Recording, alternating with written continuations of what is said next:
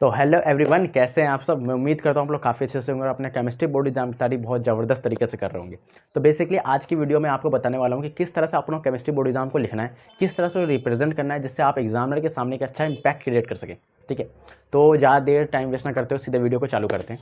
ठीक है, आपसे बस एक रिक्वेस्ट है कि कम से कम वीडियो को पूरा देखना। ठीक है, भले ही आप उसकी स्पीड जो है 1.5x कर लो, 1.75x कर लो, स्पीड बढ़ा लो, लेकिन आपसे बस एक रिक्वेस्ट है कि वीडियो को प्लीज़ कंप्लीट देखना। ठीक है, तो चलिए चालू करते हैं। तो केमिस्ट्री का एग्जाम हमारा 70 मार्क्स होने वाला है, जिसमें हमारे 5 सेक्शन है। Section A B C D E, 5 section है। जिसमें हमारा सेक्शन ए वाला जो पार्ट है उसमें 12 क्वेश्चन एमसीक्यू के हैं और 4 क्वेश्चन आपके एसए से रीजन के हैं। तो सेक्शन ए वाला पार्ट आपको किस तरह से करना है मैं बताता हूँ आपको।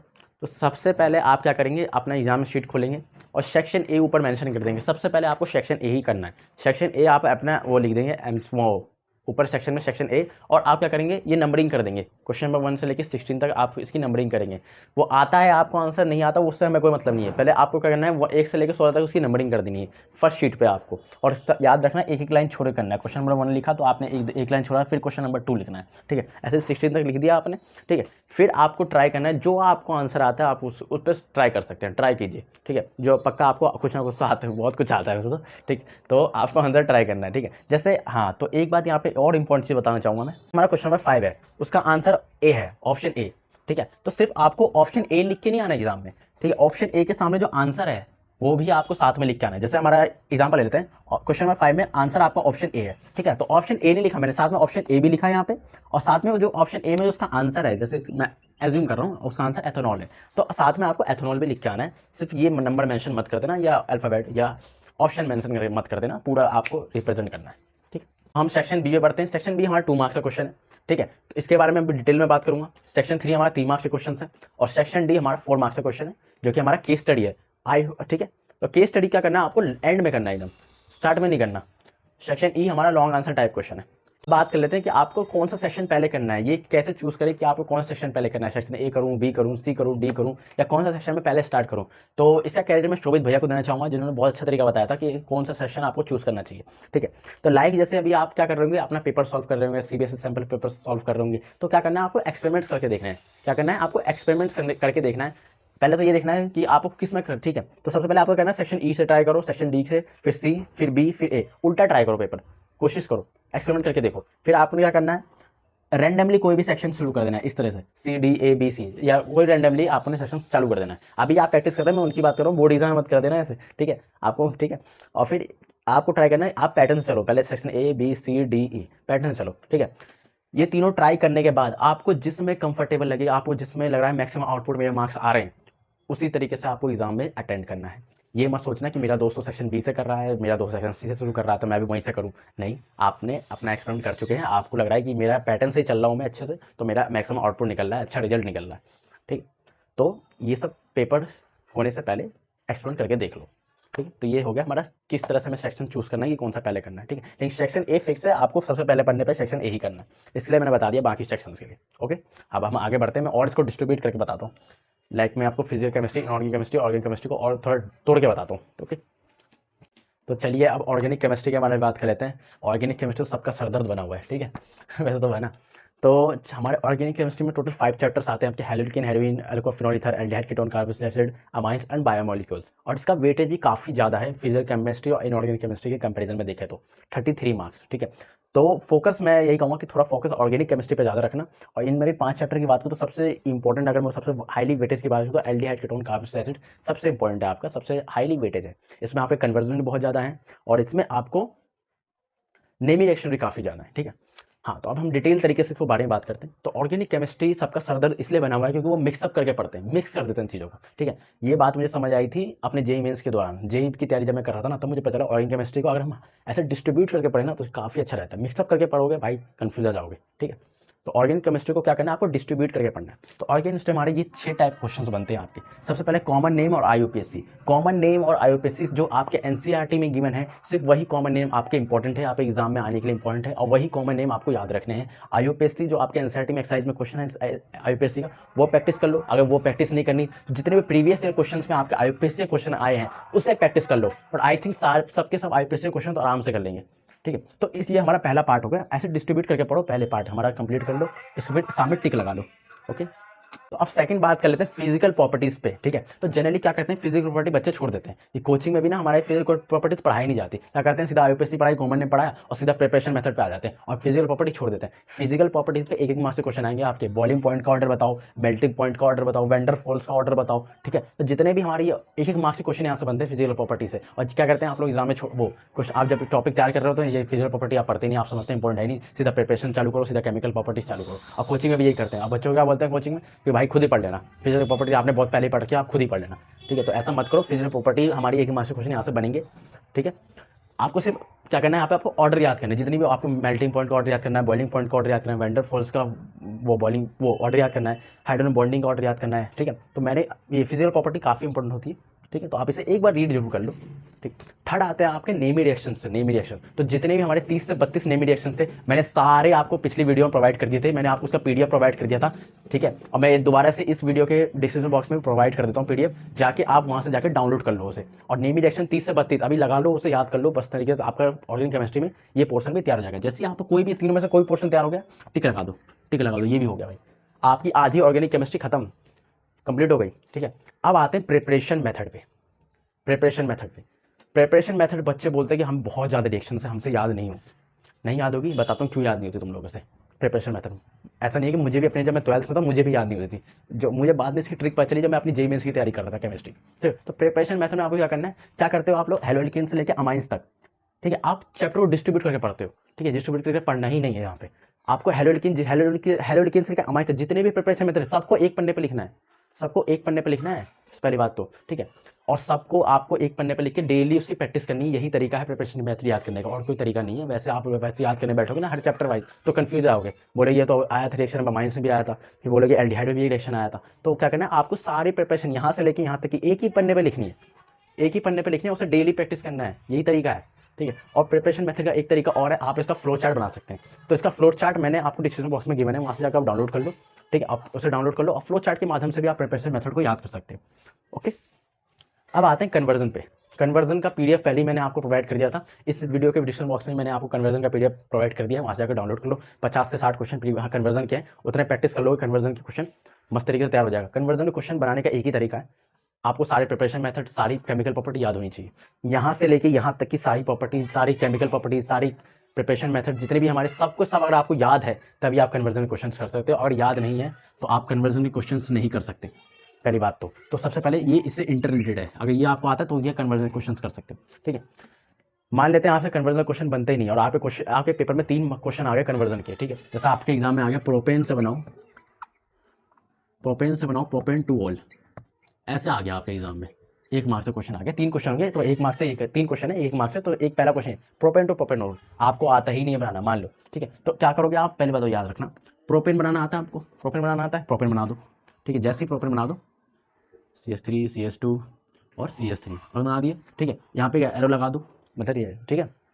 प्रोपेन टू ऑल बनाना आता है, प्रोपेन टू ऑल बना दो, यहाँ पे CH OH CH3, ठीक है, ठीक है। ये बना दोगे, इतना भी बना दोगे आपको आधा नंबर मिल जाएगा, छोड़ के मत आना, आपको आधा नंबर मिल जाएगा यहाँ पे, आपने इतना भी कर दिया तो, ठीक है। अगर नहीं आता तो बात कर रहा हूँ, वैसे तो आना चाहिए, बहुत आसान होता है। प्रिपरेशन मेथड अगर आपको आए तो कन्वर्जन क्वेश्चन आपके सारे बन जाएंगे डिट्टो टिट्टो। अगर नहीं आता तो आपको डिट्टो ऐसे लिखना है, इसको प्रॉपर बना दो, प्रॉपर टू और बना दो, ठीक है। ये लिख दोगे, 1 मार्क्स का क्वेश्चन है तो आधा नंबर मिल जाएगा, छोड़ के मत आना, आधा नंबर मिल तो रहा है, ठीक है, डन। ये हो गया 5 टाइप के क्वेश्चन, ठीक है। अब हम डिस्टिंग्विश टेस्ट, लास्ट हमारा बताया डिस्टिंग्विश टेस्ट, क्या बनता है हमारा डिस्टिंग्विश टेस्ट। तो हमारे ल्यूकास टेस्ट है और भी टेस्ट है, मुझे याद नहीं, ठीक है। कुछ ही टेस्ट है, ज़्यादा टेस्ट नहीं है हमारे, तो जितने भी टेस्ट हैं आपको वो सारे याद करने हैं, चाहे कुछ भी कर लो, याद कर लो, डिस्ट्रीब्यूट, देखो 5 ऐसे डिस्ट्रीब्यूट करके पढ़ लो, ठीक है। अब ये मान लो आपका ये भी तैयार हो तो आप टिक लगा दो, ठीक है। तो इससे क्या होगा, आपकी 50 से 80%, 80 से 90% ऑर्गेनिक केमिस्ट्री तैयार हो गई, ठीक है। अब लास्ट बात, एक इंपॉर्टेंट बात और, रिएक्शन मैकेनिज्म जिन जो एनसीईआरटी में रिएक्शन मैकेनिज्म गिवन है, जैसे एसिड कैटलिस्ट का आपका गिवन है अल्कोहल फिनॉल में, तो वो इंपॉर्टेंट है, आपके एग्जाम में आएगा, ठीक है। आप कुछ भी कर लो, अगर एनसीईआरटी में कोई भी रिएक्शन मैकेनिज्म गिवन है तो आएगा ही आएगा। तो कुछ ही हमारे ज़्यादा रिएक्शन मैकेनिज्म नहीं है, अमाइंस में आई थिंक रिएक्शन मैकेनिज्म ज़्यादा रखे, और अल्कोहल फिनॉल में भी हमारा एसिड कैटलिस्ट वाला एग्जाम्पल है, वो इंपॉर्टेंट है, मेरे एग्जाम में भी आया था, आपके एग्जाम में भी आ सकता है, बिल्कुल आएगा ही आएगा, क्यों नहीं आएगा, ठीक है। तो जिनकी नेमी रिएक्शंस की रिएक्शन मैकेनिज्म आपको दे रखी है वो इंपॉर्टेंट है, आपको करनी है, याद करनी है, स्टेटमेंट समझनी है अच्छे से, ठीक है, ठीक है। तो ये हो गया हमारे 5 से 6 क्वेश्चन, आपको पूरी ऑर्गेनिक केमिस्ट्री बहुत मस्त तरीके से तैयार हो जाएगी, ठीक है। तो ये हो गया, जितने भी नेमी रिएक्शंस आप लिखेंगे एक बात और बताता हूँ, जितनी भी आप नेम रिएक्शन लिखेंगे, डेफिनेशन लिखेंगे, प्लस उसकी आप उसकी रिएक्शंस भी लिखेंगे, बस डेफिनेशन लिख के मत छोड़ देना, ठीक है। आई थिंक पहले ही बता चुका हूँ ये वाली वीडियो में मैं आपको। तो ये हमारा ऑर्गेनिक केमिस्ट्री का पूरा मैंने आपको सार बता दिया किस तरह से आपको पेपर में अटेंड करना है। चलिए हम बायोमोलिक्यूल्स के बारे में बताना तो भूल ही गया। जनरली बायोमोलिक्यूल्स कुछ टीचर कहते हैं कि अगर आपने 4 चैप्टर नहीं पढ़ रखे तो आप बायोमोलिक्यूल्स तब भी कर सकते हैं। मैं ऐसा नहीं मानता, ठीक है। मुझे लगता है कि ये बायोमोलिक्यूल्स आप कर सकते हैं, बिल्कुल कर सकते हैं, थ्योरी बेस में और थोड़ा आसान, बहुत निहायत ईजी चैप्टर है, बहुत ही आसानी बायोमोलिक्यूल बहुत ही निहायत ईजी चैप्टर है, ठीक है।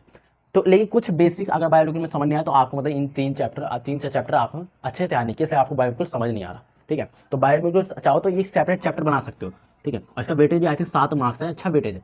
तो आप जैसे ऑर्गेनिक नहीं आ रही भाई, बायोमोलिक्यूल्स कर लो, ठीक है। तो ये 4 में से बात करो तो ये थोड़ा आपका मीडियम से टफ में आ जाता है। एल्डिहाइड कीटोन कार्बन और थोड़ा बड़ा भी है, लेंदी भी है। अमाइंस बहुत आसान है, बायोमोलिक्यूल्स बहुत आसान है, हेलोक्विन बहुत आसान है, एल्कोफिनॉल भी बहुत आसान है, ठीक है। तो बस अब हम फिजिकल केमिस्ट्री के बारे में बात कर लेते हैं कि आपको फिजिकल केमिस्ट्री किस तरह से अटेम्प्ट करना है। तो फिजिकल केमिस्ट्री में हमारे 3 चैप्टर हैं, हम सबको पता है, सॉल्यूशन, इलेक्ट्रोकेमिस्ट्री, केमिकल काइनेटिक्स, और इन तीनों का जो वेटेज मिला के 23 मार्क्स का आएगा आपके एग्जाम में, ठीक है। तो हमारा जो फिजिकल केमिस्ट्री होता है ना, उसमें 2 टाइप क्वेश्चन आपके बन सकते हैं, या तो न्यूमेरिकल बनेगा या थ्योरी बनेगी, ठीक है। तो हम एक ही करके बात कर लेते हैं दोनों के बारे में। तो सबसे पहले हम न्यूमेरिकल्स के बारे में बात करेंगे। अब मान लेते हैं कि आपको एक न्यूमेरिकल आपको एग्जाम में आता है और एक न्यूमेरिकल आपको एग्जाम में नहीं आता, ठीक है। 2 ही कंडीशन होती है, आपको न्यूमेरिकल आता है या न्यूमेरिकल नहीं आता, ठीक है। तो पहली कंडीशन हम ले लेते हैं कि आपको न्यूमेरिकल नहीं आता, तो आपको क्या करना है, ठीक है। जैसे हमारा क्वेश्चन आ गया नर्स इक्वेशन का, और आपको नर्स इक्वेशन क्वेश्चन नहीं आता, वैसे तो आना चाहिए यार, बहुत आसान होता है, ठीक है। नर्स इक्वेशन क्वेश्चन नहीं आता मान लेते हैं, तो क्या करना है आपको, आपको फॉर्मूले याद है तो फॉर्मूला लिख सकते हो, ठीक है। या आपको डाटा निकालना होता हो, क्वेश्चन में से डाटा निकालना होता हो तो वो लिख सकते हैं। जैसे कि नर्स इक्वेशन क्वेश्चन आ गया तो आप उसका फॉर्मूला लिख दो, E cell equal to E not cell minus 2 0.059 upon में n log best and product upon reactant. ये फॉर्मूला लिख दोगे, 1 मार्क्स मिल जाएंगे फॉर्मूला लिखने के, मिलते हैं फॉर्मूला लिखने के मार्क्स, ठीक है। और मान लेते हैं कोई न्यूमेरिकल आ जाता है फ्राडे लो का, ठीक है। तो अगर आपको डाटा निकालना आता है इन द सेंस जैसे आपको गिवन क्या क्या दे रखा है उसमें, तो आपको कहना है गिवन लिखना है, देन आपको उसमें जो क्वेश्चन में डाटा लिख रखा है वो आपको सारे डाटा लिख देने हैं एक जगह पे, ठीक है। तो वो डाटा लिखने के भी आपके एग्जाम में 1 मार्क्स मिलेंगे आपको। 3 मार्क्स का क्वेश्चन है तो आपको ये सब लिखने के, फॉर्मूला लिखने का 1 मार्क्स, डाटा निकालने के जो आपने गिवन लिखा है उसके 1 मार्क्स मिलता है, ठीक है। तो क्वेश्चन जो नहीं आता उसमें आपको ऐसे करना है। अब जो क्वेश्चन अगर आपको आता है तो आपको किन किन बातों का ध्यान रखना है। सबसे पहले आपको जो गिवन है वो लिखना है। सेकंड, आपको फॉर्मूला मेंशन करना है, जैसे आपने नर्स इक्वेशन में फॉर्मूला लगाया तो आपने फॉर्मूला लिखना है वहाँ पे, equal to not cell matter, वो फॉर्मूला लिखना है। गिवन में आपको ऑक्सीडेशन रिएक्शन भी लिखनी होगी, रिडक्शन रिएक्शन भी लिखनी होगी, नर्स इक्वेशन का फॉर्मूला भी लिखना होगा, और लास्ट में आपको आंसर को बॉक्स में बंद करना है। जैसे लास्ट में आपका आंसर जो भी वैल्यू आ गई, आपके आंसर आ गई, तो उसमें क्या करना है, आपको उसको बॉक्स में बंद करना है, हाईलाइट थोड़ा बॉक्स में उसको हाईलाइट कर देना है। देन आपको एक बात का ध्यान रखना है, आपको यूनिट जरूर लगानी है, अगर आपका 3 मार्क्स का क्वेश्चन है और आप यूनिट लगाना भूल गए तो आपका आधा नंबर वहीं पर कटेगा, गुस्सा आया तो 1 नंबर भी कटेगा टीचर को अगर गुस्सा आ गया तो। वैसे मैं आधा नंबर ही कटता है एग्जाम में अगर यूनिट नहीं लगाया आपने एग्जाम में, तो आपको यूनिट लगा के रखना, क्योंकि आपने इतनी मेहनत की है, क्वेश्चन किया, पूरा अटेंड किया और लास्ट में यूनिट लगाने की वजह से आधा नंबर चला गया तो बहुत बड़ी बात, नुकसान हो गया ना आपका, ठीक। तो ये होगा न्यूमेरिकल्स के बारे में बात। अब हम बात कर लेते हैं थ्योरी के बारे में। तो थ्योरी में इन 4 टाइप के क्वेश्चन बनेंगे आपके। लॉज वाला, ठीक है, काफ़ी बार बता चुका हूँ, अगर लॉज के क्वेश्चन आते हैं, लॉज लिखने के लिए क्वेश्चन आते हैं, जैसे आपका एग्जाम, जैसे क्वेश्चन आ गया आपका रॉड्स लॉ, स्टेटमेंट लिखो, ठीक है। तो लॉज में एक बात का ध्यान रखना आपको, laws ditto same to same आपको जो एनसीईआरटी में गिवन है, जैसे रॉड्स लॉ की स्टेटमेंट आपको जैसे आपका एग्जाम में रॉड्स लॉ आ गया तो रॉड्स लॉ की जो हमारी स्टेटमेंट गिवन है एनसीईआरटी में, एग्जैक्टली सेम टू सेम आपको लिखनी है, कोई भी उसमें एक वर्ड भी चेंज नहीं करना है आपको। अभी भी टाइम है, निकाल लो जितने भी लॉज हैं हमारे, जितने भी लॉज हैं, और सारे आपको same to same exactly word to word याद होना चाहिए। तो लॉस के लिए आप ये बात का ध्यान रखना, same to same as NCERT, ठीक। दूसरा हमारा डिफरेंस वाले क्वेश्चन, काफ़ी बार बता सकूँ, जैसे डिफरेंस वाले क्वेश्चन को आपको टेबल में करना है, टेबल बना के करना है, ठीक है। टेबल किस तरह से, जैसे एग्जाम्पल आपका क्वेश्चन आ गया है difference between ideal solution and not ideal solution, ठीक है। तो क्या करेंगे, एक टेबल बनाएंगे, 2 बॉक्स बनाएंगे, तो बॉक्स में इधर आइडियल सोल्यूशन, इधर नॉट आइडियल सोल्यूशन। टेबल को पेन से बना लो, पेंसिल से बना लो, बना लेना, ठीक है। मान लिया 3 मार्क्स का क्वेश्चन आया है, तो आपको आइडियल सोल्यूशन के लिए भी कम से कम 4 पॉइंट लिखने पड़ेंगे और नॉन आइडियल सोल्यूशन के लिए भी 4 पॉइंट लिखना पड़ेगा। ये 4 पॉइंट्स लिखने के बाद आपको उसमें लास्ट में एक एग्जाम्पल भी लिखना पड़ेगा। एग्जाम्पल मत छोड़ें, एग्जाम्पल अगर आपके मेंशन है एनसीईआरटी में तो आपको एग्जाम्पल भी लिखना पड़ेगा, ठीक, ओके। तो टेबल वाले क्वेश्चन आपको, तो डिफरेंस वाले क्वेश्चन को आपको टेबल बनाए करना है। मैं अपना एग्जाम्पल तो 10th बोर्ड, जब मैं प्री बोर्ड दे रहा था, 10th क्लास की बात है, तो साइंस में क्वेश्चन आ गया था 3 मार्क्स का, डिफरेंस वाले क्वेश्चन था, ठीक है। तो मैंने क्या किया था, पॉइंट्स में लिख दिया था उन आंसर को। तो सर ने मेरे को 2 मार्क्स दिए थे, बस 3 में से 2 ही मार्क्स दिया। तो मैंने पूछा सर ऐसा क्यों, आपने क्यों दिया? तो मेरे को 3 पूरे मैंने सारे पॉइंट लिखे, एग्जाम्पल्स लिखे। तो उन्होंने बोला ना जो भी हमारे डिफरेंस वाले क्वेश्चन होता है उनको आप टेबल बना के कीजिए, ठीक है। ये तो चलो स्कूल में प्री बोर्ड था, तो उन्होंने बोला कि चलो स्कूल में प्री बोर्ड था कोई दिक्कत नहीं, लेकिन आपने बोर्ड एग्जाम के लिए मैंने आपको बता दिया कि आप डिफरेंट डिफरेंस वाले क्वेश्चन होंगे, आप उसको टेबल बनाए करना है, आपको 1 मार्क्स मिलता है टेबल बनाने का, ठीक है। तो इस बात का ध्यान रखना। थर्ड है आपका ग्राफ क्वेश्चंस। जो भी ग्राफ क्वेश्चंस होंगे आपको क्या करना है, बहुत सारे ग्राफ है, आपको पता है सॉल्यूशन चैप्टर में बहुत सारे क्वेश्चन ग्राफ्स हैं, और केमिकल काइनेटिक्स तो भतेरे ग्राफ है, zero order, first order, second order, ठीक है। जितने भी हमारे ग्राफ के क्वेश्चन है, क्या करना है आपको, उसे पेंसिल से बनाना है। कोई भी पेन से ग्राफ को मत बनाना, पेंसिल से आपको ग्राफ बनाना है। साथ में आपको ये बात का ध्यान रखना है कि ग्राफ को हर पॉइंट्स को, जो पॉइंट्स आपको लगता है मेंशन करना है यहाँ पे, ठीक है, तो आपको ग्राफ पे पॉइंट को मेंशन करना है। एक्स पे आपको क्या लिखना है, डिप्रेशन, फ्रीजिंग पॉइंट, यहाँ पे बॉइलिंग पॉइंट, तो जो भी है आप मेंशन करना है सबको। ग्राफ को प्रॉपर पेंसिल से बनाना है, कोई पेन से मत बनाना। रीजनिंग क्वेश्चन जो होते हैं, रीजनिंग क्वेश्चन ये आप अपने वर्डों में भी लिख सकते हैं, अपने शब्दों में भी लिख सकते हैं, ठीक है। तो या तो इसको आप पॉइंट्स में लिख दो या पैराग्राफ में लिख दो, ठीक है। पॉइंट्स में लिख दो तो अगर 3 मार्क्स का क्वेश्चन है तो 3 से 4 पॉइंट लिख दो। पैराग्राफ में लिखो तो कोशिश करना है एक लाइन में कम से कम 7 to 8 वर्ड लिखो, ठीक है। पूरा चिपका के मत लिखना, भर भर के मत लिखना।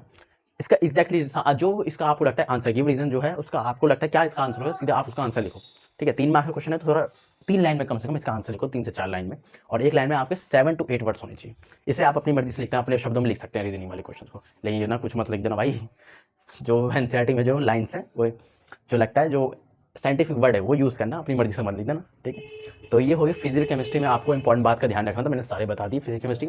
अब मैं इनऑर्गेनिक केमिस्ट्री की बात करता हूँ, ठीक है। आप चाहो तो स्क्रीनशॉट लेना चाहो तो स्क्रीनशॉट ले लो।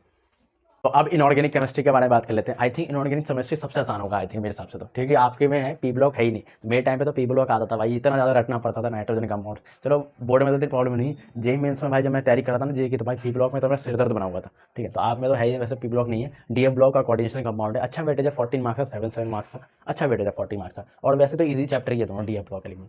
इनऑर्गेनिक केमिस्ट्री में को किस तरह से आपको तैयार करना है बताता हूँ, ठीक है। तो जितने भी हमारे डीएफ ब्लॉक में जितने भी हमारे ionisation enthalpy, electron gain enthalpy, bond order, जितने भी आपको ऑर्डर दे रखे हैं आपको सारे याद होने चाहिए, ठीक है। आप बोलोगे कि भाई इतने सारे ऑर्डर हैं हमसे कैसे याद होंगे, तो भाई एक ही तरीका है, मैंने जैसे अपने एग्जाम टाइम पे यूज़ किया था, जेई मेंस की तैयारी जब मैं कर रहा था। तो ये सब ट्रिक्स वगैरह है ना, मुझे सब बोर्ड में नहीं आया था ये सब समझ, एग्जाम जब मैं अपनी जेई मेंस की तैयारी कर रहा था तब मुझे समझ आया कैसे कैसे करना होता है। तो जितने भी ऑर्डर्स जो है ना, उसको एक वाइट पन्ने पर ले लो, वाइट पन्ने पर लिख लो, ठीक है। और जो भी आपकी नोटबुक है उसके फ्रंट पन्ने पर चिपका लो, ठीक है। जैसे आपने बॉन्ड ऑर्डर का ऑर्डर लिख लिया, आयनेशन एंथैल्पी का ऑर्डर लिख लिया, उसकी छोटी छोटी क्लिप्स करो, पॉइंट काट लो, ठीक है। या दीवार पर लगा लो, या तो अपनी नोटबुक जो फ्रंट पर जिस पर आपने सारे नोट्स बनाए उसकी नोटबुक के फ्रंट वो जो गत्ता है उस पर आप उससे पेस्ट कर लो, ठीक है। जो भी जब भी खोलोगे आपकी नज़र पड़ेगी उसे याद हो जाएगा, ठीक है। वैसा इतना टाइम नहीं है, मैं तो चाहूँगा आप पूरा याद करो डीएफ ब्लॉक का एडिशन कंपाउंड, ठीक। तो जितने, हाँ, तो इसमें मैं बताता हूँ क्या क्या आपको याद रखना है। जितने भी हमारे ऑर्डर वाले रिएक्शन होंगे, रिएक्टिविटी क्वेश्चन वाले होंगे, उसका आपको सारे ऑर्डर याद होने चाहिए। सेकंड, जो भी हमारे वो रीजनिंग वाले क्वेश्चन होंगे, जैसे कि हमारा डीएफ ब्लॉक का एलिमेंट होता है वो कलर्ड होता है, क्यों होता है, क्योंकि डीडी ट्रांजिशन की वजह से होता है, और भी कोई रीजन से, ठीक। तो उसको क्या करना है, आपको जो पॉइंट्स आपने लिखा डीडी ट्रांजिशन, तो आपको उसको अंडरलाइन करना है, पेन से अंडरलाइन करेंगे, सिंपल एक लाइन अंडरलाइन करेंगे, ठीक है। डार्क भी कर सकते हैं थोड़ी सी, अंडरलाइन करेंगे डीडी ट्रांजिशन। एग्जामिनर की नज़र बस वहीं पे जाएगी, वो पूरा लाइन नहीं पढ़ने वाला उसका, क्योंकि आंसर ही डी ट्रांजिशन है, ठीक है। तो आप डी ट्रांजिशन पे आप उसको वो एक अंडरलाइन कर देंगे, आपका आंसर तैयार हो जाएगा, ठीक। दूसरी बात, आपको जो भी रिएक्शन है जैसे KMnO4 और K2Cr2O7 को 7 की रिएक्शन बहुत सारी दे रखी है, बहुत सारी रिएक्शन है KMnO4 और K2Cr2O7 की, तो सबकी रिएक्शन आपको याद होनी चाहिए। साथ में आपको रिएक्शन याद से साथ उसको बैलेंस भी होनी चाहिए, आप उसे बैलेंस करके लिखेंगे काफ़ी अच्छा रहेगा। KMnO4 और K2Cr2O7 का एनसीईआरटी में बहुत मस्त तरीके से नहीं दे रखा, ठीक है। तो मैंने क्या किया, KMnO4 और K2Cr2 के नोट्स आपको डिस्क्रिप्शन बॉक्स में प्रोवाइड कर दिए, जिससे मैंने KMnO4 पूरा अच्छे से जो जो क्वेश्चन बन सकते हैं KMnO4 पे मैंने सारा मेंशन कर दिया है, K2Cr2O7 पे जितने भी क्वेश्चन मेंशन कर बन सकते हैं मैंने सारा मेंशन कर दिया, आपको बस उसे डाउनलोड करना है और उसे याद कर लेना है, ठीक है, ठीक है। अकॉर्डिंग मैं अगर अपने वो जितने मैं प्रीवियस ईयर की एनालिसिस के बताऊँ तो डीएफ ब्लॉक में अगर मैं बात करूँ तो KMnO4 और K2Cr2O7 यही सब ज़्यादा इंपॉर्टेंट है। ऑर्डर वर्डर क्वेश्चन है, ऑक्सीडेशन नंबर में भी क्वेश्चन इतने नहीं आते, लेकिन KMnO4 K2Cr2O7 पे आपको क्वेश्चन 3 मार्क्स तक फिक्स है, नहीं आना है, ठीक है। तो KMnO4 K2Cr2O7 तैयार कर लो। दूसरा हम कोऑर्डिनेशन कंपाउंड की बात करें तो कोऑर्डिनेशन कंपाउंड में आपके isomerism question, IUPAC question, VBT CFT theory बहुत नहायत ईजी है यार, टफ नहीं है। CFT VBT अभी टफ लग रहा है ना, मान लो 12th में भी टफ लग रहा है, जेईई मेंस या नीट की तैयारी करोगे ना लड्डू हो जाएंगे, इतने आसान है। एनसीईआरटी में जो दे रखे हो तो मन नहायत ईजी, ठीक है ना। तो अभी टफ लग रहा होगा CFT VBT की थ्योरी, सिंपल है, तैयार कर लो, ठीक। तो इनऑर्गेनिक केमिस्ट्री आपका सबसे निहायत ही ईजी पार्ट है, इसमें डिटेल तरीके से मैं क्या बताऊँ, ठीक है। तो आपको क्या करना है, सारी रिएक्टिविटी ऑर्डर सब याद रखना है, बैलेंस करके लिखना है, जो भी रिएक्शन लिखोगे, ठीक है, पॉइंट्स को आप हाईलाइट कर दोगे, अंडरलाइन कर दोगे, ठीक है। बस मुझे यही बताना था इस वाली इनऑर्गेनिक केमिस्ट्री में, ठीक है। तो आई थिंक मैंने आपको फिजिकल केमिस्ट्री के बारे में बताया, इनऑर्गेनिक केमिस्ट्री के बारे में भी बताया, और ऑर्गेनिक केमिस्ट्री के बारे में थोड़ा डिटेल तरीके से बताया कि आपको किस तरह से तैयार करना है, ठीक है। और रिप्रेजेंटेशन करने का तरीका मैं आपको पहले बता चुका हूँ, ठीक है। अब वो बेसिकली वो फालतू चीज़ें मैं नहीं बताऊँगा, नहीं, जैसे कि आप जैसे वो कि कट लगाना है तो सिर्फ एक अंडर लाइन कट लगाना है, ठीक है, और लाइन छोड़ के लिखना है, वो सब आपको पता ही है यार, मैं क्या बताऊँ उसमें, ठीक है। बस ये मैंने बड़ी चीज़ें बताई आपको, किस तरह से अपना जो भी हमारा जो समय बच गया उसको आप किस तरह से तैयार कर सकते हैं, जो भी आपका सिरदर्द बना हुआ है ऑर्गेनिक केमिस्ट्री मैंने उसे बताया किस तरह से आपको पढ़ना है, ठीक है। तो आज की वीडियो में बस इतना ही, मिलते हैं ऐसी कमाल की वीडियो के साथ, तब तक के लिए आपको केमिस्ट्री के एग्जाम के लिए ऑल द बेस्ट मेरी तरफ से। अपनी तैयारी में अभी भी जान लगा दो, अभी भी पूरे 10 दिन बाकी है, ठीक है, केमिस्ट्री। तो मेरी तरफ से आपको केमिस्ट्री बोर्ड एग्जाम की बहुत बहुत ऑल द बेस्ट, ठीक है। अपनी कमाल की वीडियो तब तक के लिए ओके बाय, ठीक है, ऑल द बेस्ट।